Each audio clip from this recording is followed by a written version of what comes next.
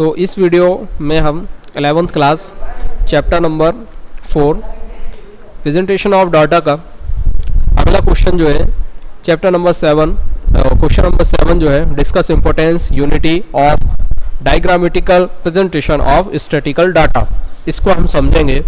और इसमें आपको केवल 4 पॉइंट्स करने, कितने पॉइंट्स करने हैं? 4, क्योंकि आपके एग्जाम के पॉइंट ऑफ व्यू से ये काफ़ी इंपॉर्टेंट भी है और एग्जाम में केवल 4 मार्क्स से ज़्यादा का क्वेश्चन नहीं आता है, मैक्सिमम आपके 4 मार्क्स के आते हैं। इसके अलावा 2 मार्क्स वाले, 3 मार्क्स वाले और 4 मार्क्स वाले आते हैं, और फिर 1 मार्क्स में choose the correct answer, fill in the blanks वगैरह ऑब्जेक्टिव टाइप क्वेश्चन आते हैं।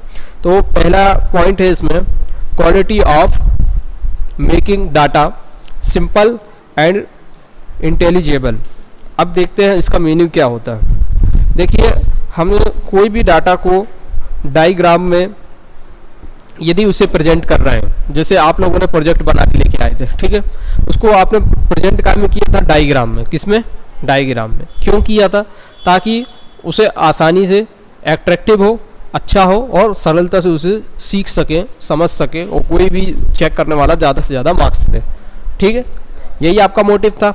अब इसमें हमसे पूछा है कि इसका इम्पोर्टेंस क्या है। इम्पोर्टेंस का मतलब क्या होता है? महत्व। किन किन चीज़ों में ये हेल्प करता है, किन किन चीज़ों में ये हेल्प करता है? कौन? Diagrammatical presentation. तो पहला हमने बताया quality of making data simple, यानी डाटा की जो क्वालिटी है उसको क्या कर देता है? सिंपल बनाता है। क्या बनाता है? सिंपल बनाता है। मतलब कोई बिना पढ़ा लिखा व्यक्ति भी है, यानी ज़्यादा पढ़ा लिखा नहीं है, वो भी उसको देखकर समझ सकता है, डायग्राम को देखकर वो समझ सकता है। और यदि वो पैराग्राफ में लिखा रहेगा तो पूरा पैराग्राफ स्टार्टिंग से लेकर लास्ट तक उसे पढ़ना पड़ेगा और उसके बाद भी हो सकता है उसे समझ में ना आए। तो इसके लिए हम क्या करते हैं, डायग्राम में किसी भी डाटा को प्रेजेंटेशन करने के लिए हम उसे उसमें बनाते हैं। तो quality of making simple and intelligible. Intelligible का मतलब यहाँ पे ये है कि सही तरीके से और अपने विवेक का इस्तेमाल करके, अपने दिमाग का सही इस्तेमाल करके बनाना। जैसे आपको मैंने दिया तो किसी ने अपने दिमाग का इस्तेमाल किया, यार अपन सर्कल में बनाते हैं। किसी ने क्या किया, सर्कल में नहीं बनाते, सीधा लिख देते हैं। किसी ने क्या किया, इसको टेबल में बना देते हैं। किसी ने उसको चार्ट में बना दिया, ठीक है, और किसी ने उसको ट्री बना दी, ट्री में से उसकी ब्रांच निकाल दी और ब्रांच में लिख दिया, है ना। किसी ने अम्ब्रेला में बना लिया। पता ये चला कि इनके अकॉर्डिंग हुआ है। तो ठीक इसी तरीके से डाटा को जब हम डायग्राम में प्रेजेंटेशन करते हैं तो उसे सिंपल क्या करते हैं, quality of making data and intelligible. इसके बाद दिया है लास्टिंग इम्प्रेशन। अब लास्टिंग इम्प्रेशन क्या होता है? देखिए, कोई भी चीज़ आपने सुनी होगी, first impression is last impression. यदि स्टार्टिंग में कोई भी हो, आपकी मुलाकात मेरे साथ हुई या मेरी मुलाकात आपके साथ हुई, यदि वो पॉजिटिव हुई है, पॉजिटिव यानी कि अच्छी मुलाकात हुई है, तो आखिरी तक आप कहेंगे ये सर बहुत अच्छे से पढ़ाते हैं। और स्टार्टिंग में डांट दिया, झड़क दिया या उसको पनिशमेंट दे दी तो क्या होगा? आखिरी तक आप कहेंगे ये सर कितने ही अच्छे हो जाए, खराब है, अच्छे नहीं है। जैसे कि इसमें होता है first impression is last impression. Last impression का मतलब है आखिरी तक आपके दिमाग में जो छवि बनी हुई है किसी व्यक्ति की या किसी प्रेजेंटेशन की।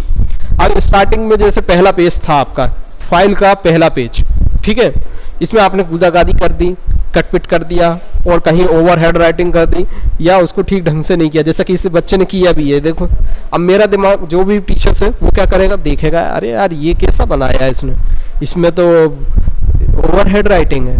आपका इंप्रेशन कैसा गया? बैड। तो फर्स्ट इंप्रेशन खराब गया तो लास्ट इंप्रेशन भी कैसा रहेगा? खराब रहेगा। जब भी आप डायग्राम बनाएं तो बहुत अच्छे से बनाएं ताकि उसमें आपका इंप्रेशन खराब ना हो।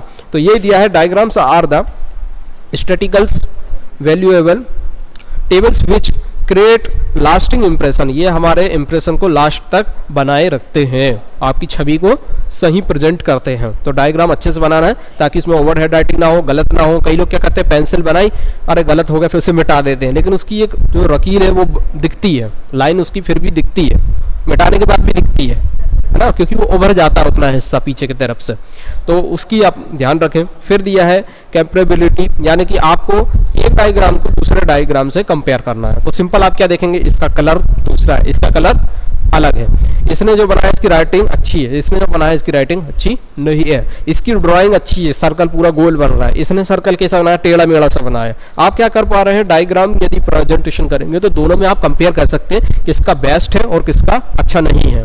पता ये चला कि डायग्राम को हम उसमें डिफरेंस निकाल सकते हैं, उसके एरिया, प्रोडक्ट और स्पेशल फीचर्स को भी हम उसमें आसानी से स्टडी कर सकते हैं। समझ में आया, ये वाला कर सकते हैं या नहीं कर सकते। जैसे मैं यहाँ पे एक डायग्राम श्रद्धा वाला जो उन्होंने बनाया था उसको यहाँ पे चिपका दूं और एक रितिका का यहाँ पे जो डायग्राम है प्रेजेंटेशन यहाँ पे चिपका दूं, आप दोनों में डिफरेंस कर पाएंगे, है ना। ठीक इसी तरीके से इसमें भी कर पाते हैं। इकोनॉमिकल, इकोनॉमिकल का मतलब ये है कि जो भी प्रेजेंटेशन आप डाटा डायग्राम में बना रहे हैं उसमें आपका पैसा बचना चाहिए, पहली चीज, है ना। बहुत ज्यादा महंगा ना हो और बहुत ज्यादा घटिया भी ना हो, है ना। इतना कि नॉर्मल लोग जितना इस्तेमाल करते हैं 10 रुपए 20 रुपए की शीट पे बना लिया, यानी कि 100 रुपए की शीट पे बना रहे हैं बहुत खूबसूरत, ऐसा नहीं, 10-20 रुपए की शीट पे बना लिया। इसके बाद आपका टाइम भी ज़्यादा वेस्ट नहीं होना चाहिए, सिंपल आपने बनाया जल्दी जल्दी और बना के रख दिया।